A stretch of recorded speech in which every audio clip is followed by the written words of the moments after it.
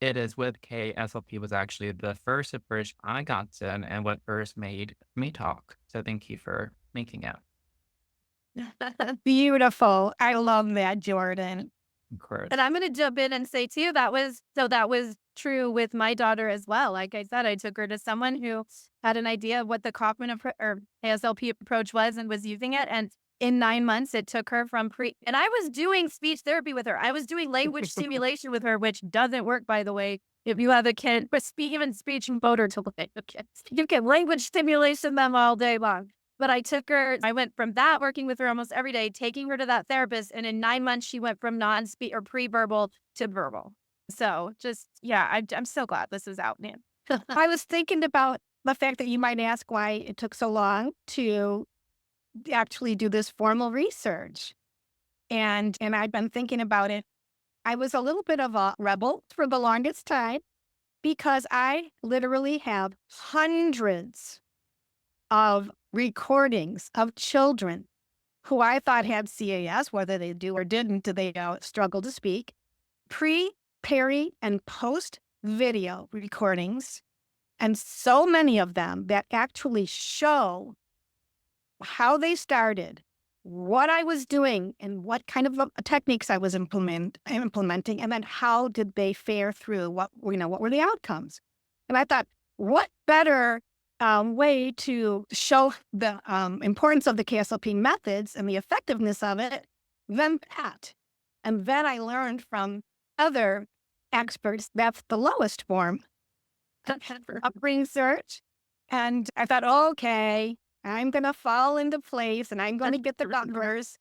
And I knew about Aravind, and Aravind actually did a study on the rating scale of my test and to show that it could predict some outcomes in children with speech and with childhood apraxia speech.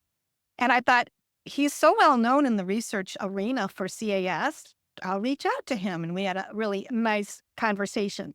But then he even explained to me that I needed to advertise that I was looking for a research team.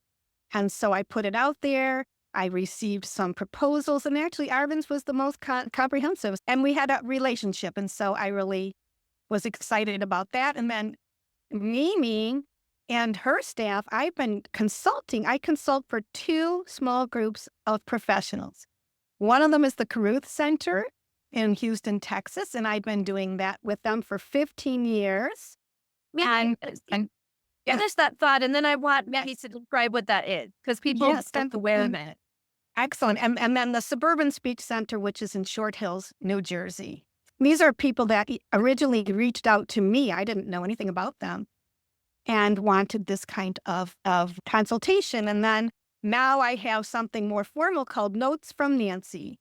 And I'm going to be doing this for more small groups of professionals. But Mimi, you and Suburban Speech will always be number one in my heart. We're there Maybe can you first. Much on that. Do you want to know what the Cruise Center is? Yes. Okay. So the Cruise Center is an outpatient clinic, and we provide speech, occupational, physical play, and music therapy, developmental assessment, social thinking groups, and 3 summer camps in the summer. We are a outpatient clinic that is on the grounds of a school called the Parish School. Yeah. And the Parish School is a school for children with language and learning differences, ages 2 to 12. About 20% of the children that we see at the Cruise Center are parish school students who want extra services, but the rest of the children that we see are from the greater Houston community at large. Perfect. Thank you. Yeah.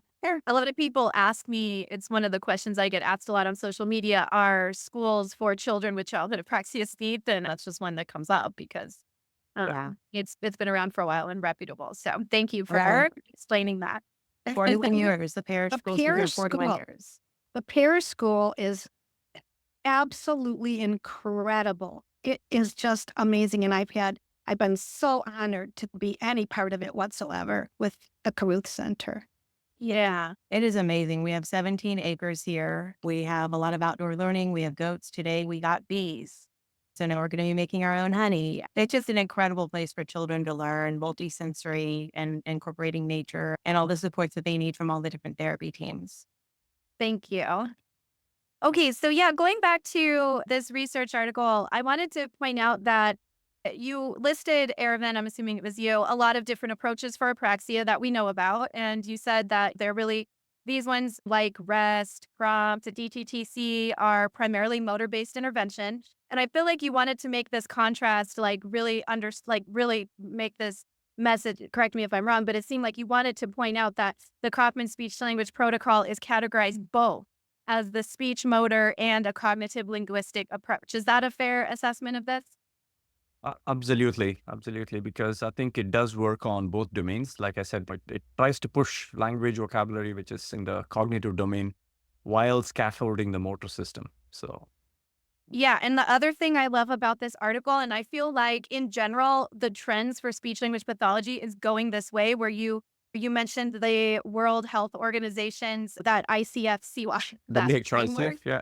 Yes. And really what it's looking at is not just speech, but how a speech in general, in the case of this article, we're looking at the whole child. There's this trend I see on social media where we're looking at the child holistically. We're looking at them in all domains, not just if they're a good talker and what their sounds like, but how are their relationships? How are their functional social functioning outside of just being a talker. And I love that you included that in this. Can you talk a little bit more about that?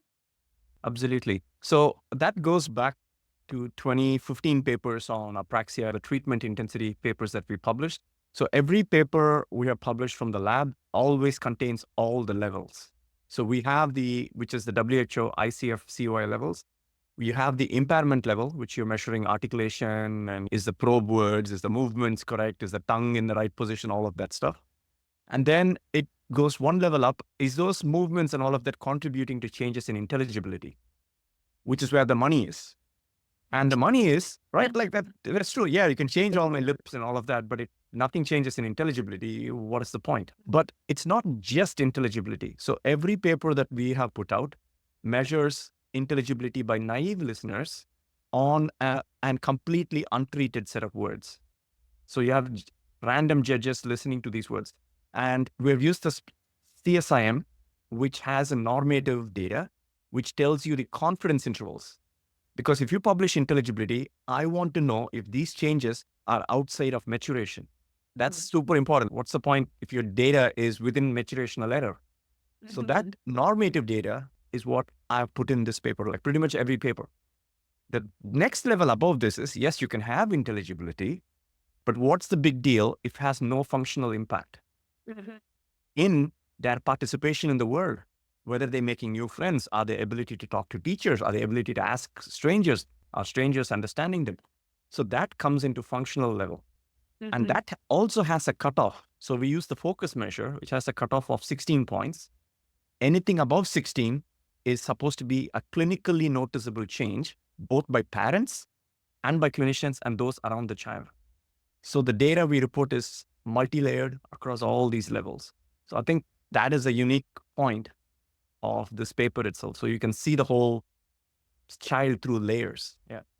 Yeah. And maybe I read your research, obviously, all when it comes out, but maybe why it made such an impact to me in this particular one is because I saw it, like I have that personal connection. I saw once my daughter was taught word approximations, all of a sudden she's saying it on the playground. All of a sudden she's talking to other people. Like that Absolutely. improved her quality of life.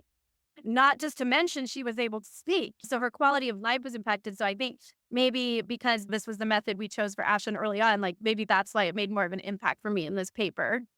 Yeah. So it has personal relevance. I think that is with every parent, even every clinician would agree. That is the most important thing in intervention is what is the impact of what you're doing outside of your clinic.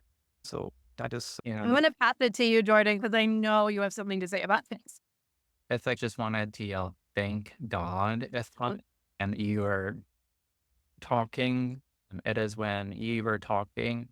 It is because I do find that's a really big component that does go missing a lot of the times, and we can focus so much on the intelligibility factors within a one-on-one setting that we know is a very isolated setting, and they're most likely going to get prompts, cues, and they might have the word modeled prior, but we have to really test this across different settings. And that's what I really try to advocate for children with childhood apraxia. Like, how is their speech during lunch on the playground with the t-shirts? Can they ask for help? Can they ask for help with their work?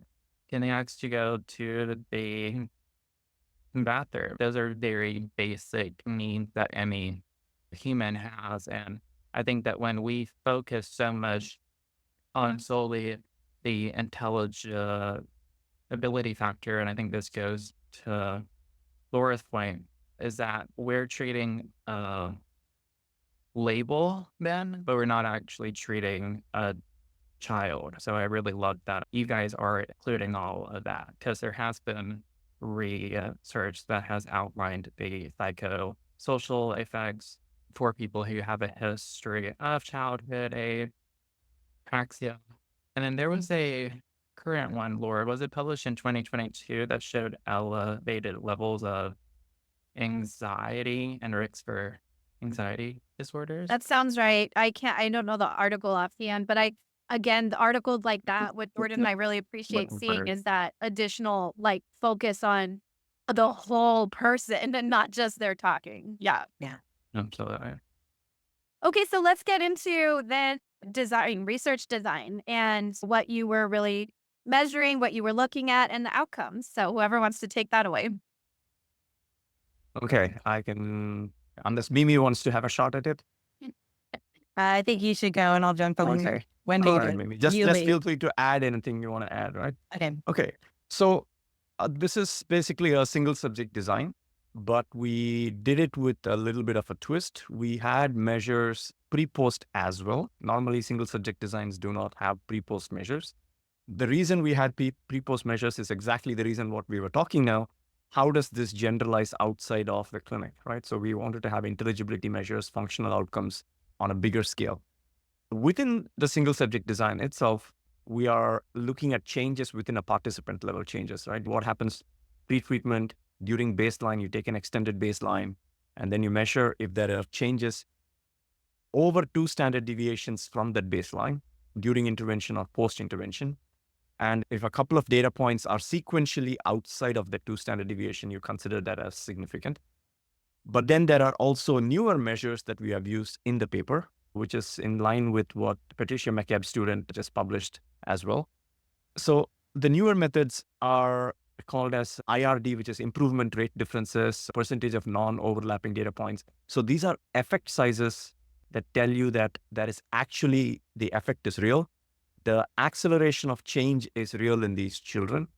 And so we measured it at multiple levels, statistically and descriptively in the single subject design. So I think that is the unique nature of this design itself. Okay, yeah. So what were I thought it was interesting too that you chose dyads. I hadn't seen that really before. Can you speak to why you chose to do that rather than one-on-one? So Do that. I'm gonna give a little starting, and then Mimi should continue on this for sure. Okay.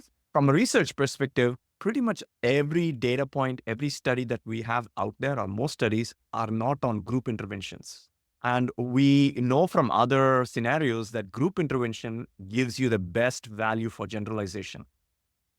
So if you're wanting to generalize what you're doing in the clinic to outside settings, I think group should be investigated. And I think that's my point on this dyad thing. That's why I just said, okay, let's do this, because nobody else is out there doing it. And Mimi, your take? Yeah, same generalization, but also motivation. So we have these kids for 3 weeks, 2.5 hours a day. With one-on-one, that is going to get real old real fast. When they have a peer and we're varying the activities, so we're not only practicing the articulation at the table, we're also on the floor playing. They're going to OT gym. They're doing language activities. They have music therapy. Their parents are watching. Their parents are coming in. When you have all of that together, then